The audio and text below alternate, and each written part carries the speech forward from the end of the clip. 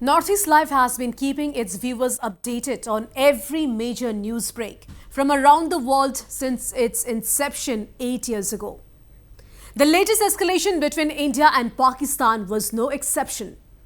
The country's topmost military experts, veteran diplomats and commentators were live and exclusive on Northeast Live yesterday also as news of the ceasefire broke. Among the top military experts and commentators who joined our coverage in the last 3 days are former Chief of Naval Staff and ex-Chairman, Chiefs of Staff Committee, Admiral Arun Prakash, Ambassador Rajiv Bhatia, Distinguished Fellow at Gateway House, former Vice Chief of Army Staff, Lieutenant General A.S. Lamba, Lieutenant General Sanjay Kulkarni and former GOC-INC Eastern Command Lieutenant General Rana Pratap Kalita. Take a look. Pakistan suffered on land and air. 4 air bases hit. Defense of Pakistan airspace made untenable as radars and air defense systems were absolutely flattened and Pak morale was badly hit. India and Pakistan have agreed to a full and immediate ceasefire, said US President Donald Trump. This is a big breaking story at this point. The US President Donald Trump has said and just announced that India and Pakistan have agreed to a full and immediate ceasefire. India was responding to the brutal and massacre of innocent tourists in Pahalgam. It was a response. And it was a message to Pakistan that enough is enough and it's time you stop.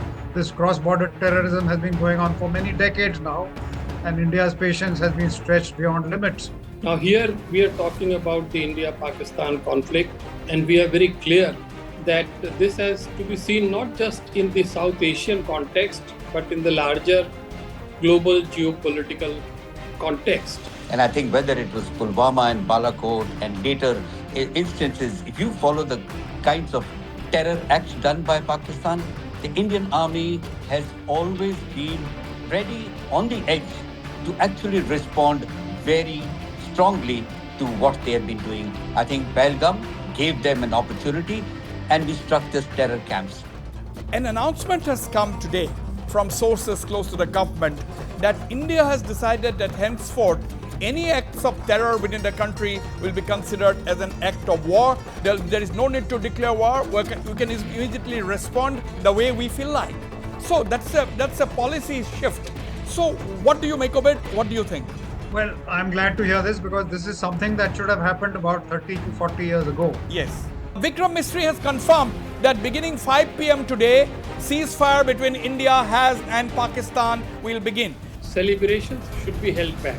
We should be very realistic. We should appreciate that clearly as a result of sustained American pressure, Islamabad seems to have accepted the idea that there is no need for further escalation by them.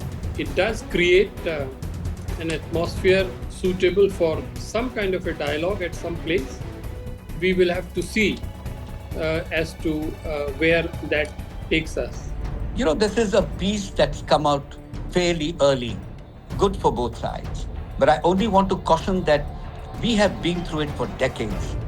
We have a strategy, a mentally capable response system, but we've not ever formalized what came out at 4 p.m. from the Modi government's announcement, which I quoted in my first answer, that every act of terror will be considered an act of war. India-Pakistan agenda is so vast and so big and the trust deficit is so huge that we should not create any impression in the minds of the viewer that now that ceasefire has taken place, everything like a magic wand would change and these would become, friends. Balochistan was a serious concern with Pakistan, which compelled them to agree to pull themselves out of this war. And if we saw what was happening today in the afternoon, they showed live videos of the Baluchis striking Pakistan forces in various areas of Balochistan, causing havoc on them. Do you think we have finally had our sweet revenge on Pakistan and their terror friends? As I said earlier and as I wrote in that article, revenge is only to assuage public opinion and ward off political pressure. The actual messages of deterrence, which has happened now, the announcement that you told us that any act of terrorism will be taken as an act of war. So I think that is the actual thing, that we have to convey this message to the people who control Pakistan, which is the Pakistan army, that any act of terrorism will be considered an act of war, and we will respond accordingly. A political message in the case of Pakistan is essentially to the political leadership and as much to the military leadership, because the leadership is more with the military than with the political leadership.